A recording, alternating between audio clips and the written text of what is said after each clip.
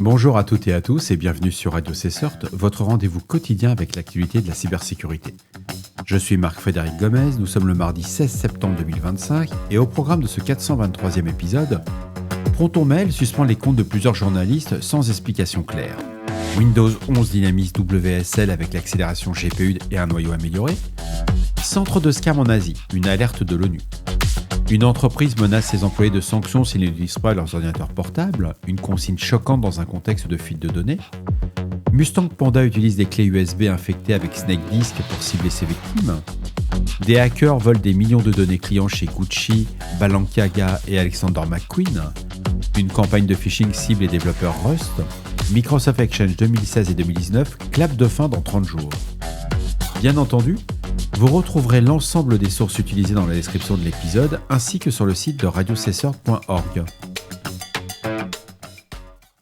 Microsoft rappelle que Exchange Server 2016 et 2019 atteindront la fin de support étendue le 14 septembre 2025.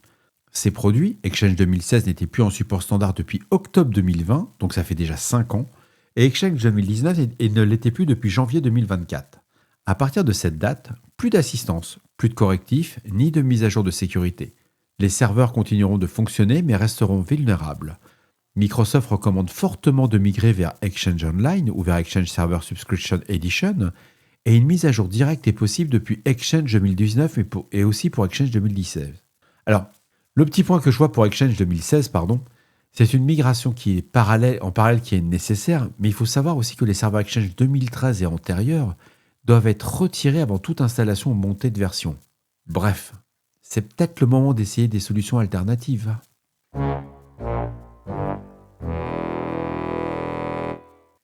Une campagne de phishing vise les développeurs Rust publiant sur Kratz.io.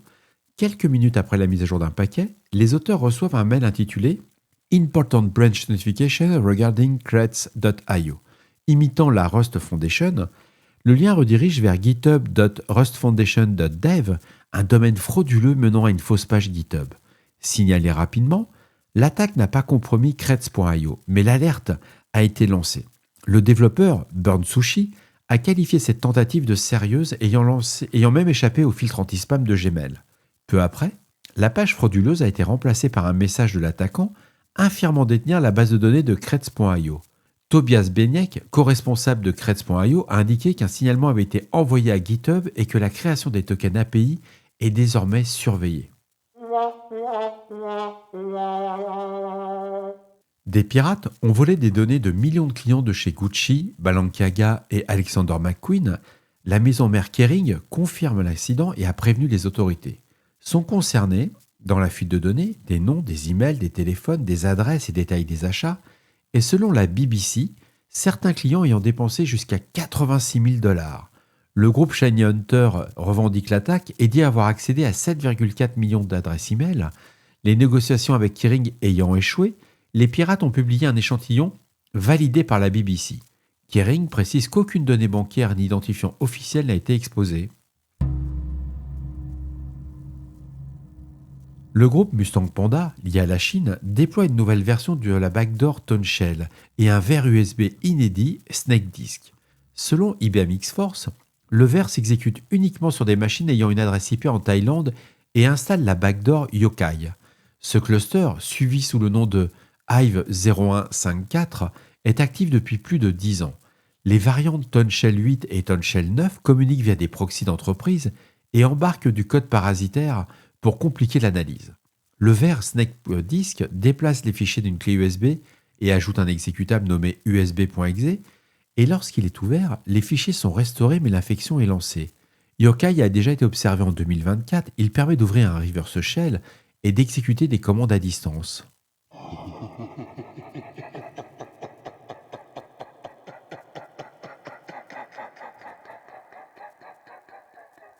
Je vous l'avais annoncé, la fin de Windows 10 va entraîner un renouvellement massif des postes en entreprise.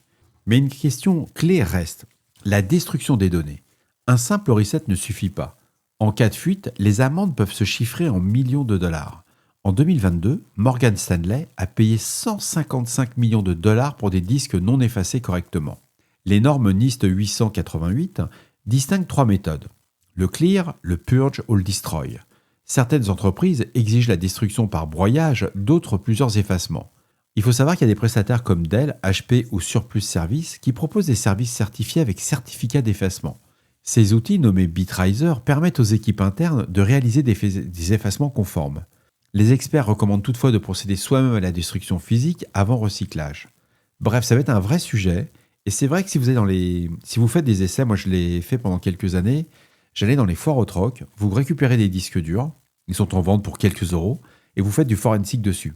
C'est extraordinaire. Les gens pensent qu'ils ont juste effacé leurs fichiers alors que tout y est, tout est présent. C'est à voir, c'est du travail de recherche, mais si vous cherchez des informations sur des entreprises, si vous êtes dans ce que j'appelle du côté obscur de la force, il va y avoir moyen le mois prochain. Mais bon, la plus grande difficulté que je vois dans cette annonce, c'est les entreprises qui donnent à des associations.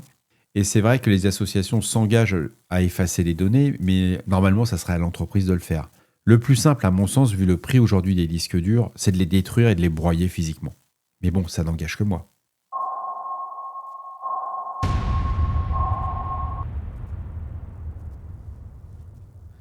Les Nations Unies nous alertent, les centres de cyberescroquerie se déplacent vers des pays vulnérables.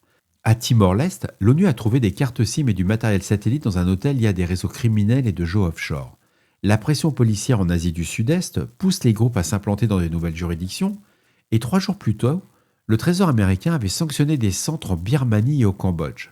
En Birmanie, des camps bénéficient du soutien de l'armée, la Karen National Army. Des individus comme Shi Xinjiang et Cho Shit-tu sont accusés d'avoir transformé un village en complexe criminel. Au Cambodge, on retrouve des casinos construits par des acteurs chinois qui seraient devenus des œuvres d'escroquerie liées aux crypto-monnaies, et les sanctions gèlent leurs avoirs et interdisent tout commerce avec les entités désignées. Il faut bien se rendre compte qu'on parle de plusieurs milliers de personnes dans ces centres. Article à lire.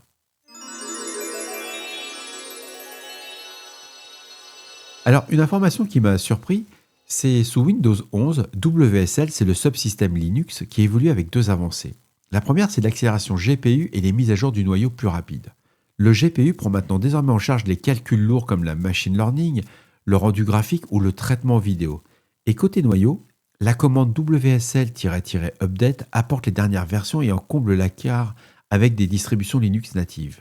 Le résultat, c'est des meilleures performances, une meilleure compatibilité matérielle et des tâches jusque-là limitées comme l'entraînement de modèles IA, désormais possible dans l'environnement de Windows 11.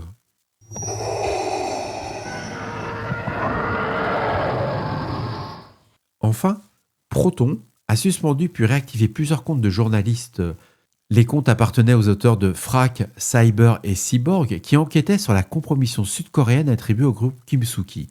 Proton a évoqué une violation potentielle de ces conditions d'utilisation sur la base d'un signalement d'un CERT non identifié. Vous vous rendez compte ? Sur un CERT qui n'est pas identifié, ils ont décidé de révoquer des adresses email chez Proton. Et sous la pression publique, le fondateur, Andy Yen, a rétabli les comptes, mais la rédaction de Frac s'inquiète. Ces suspensions ont bloqué la communication des auteurs avec les médias et les autorités sud-coréennes et posent des questions sur la fiabilité de Proton pour des lanceurs d'alerte et les journalistes. Et voilà, cet épisode de Radio Cesseur du mardi 16 septembre touche à sa fin. J'espère qu'il vous apportera des informations claires et utiles. D'ici là, restez vigilants, surveillez vos systèmes et surtout, on ne réfléchit pas, on patch. On se retrouve demain pour un nouvel épisode. Prenez soin de vous, je vous embrasse très fort. Au revoir.